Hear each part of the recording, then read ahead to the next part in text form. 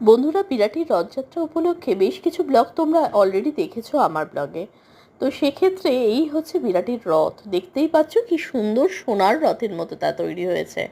এত সুন্দর করে সাজিয়েছে। আর এখানে দেখো একটা বড় মঞ্চ তো তৈরি হয়েছে, যেখানে অনেক সেলিব্রিটিরা কিন্তু আসবে।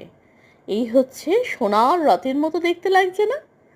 এত বড় করে হয় আমাদের এখানে উদযাপনটা। আর ওই দূরে ওটা সোনার কি দেখা যাচ্ছে জানো?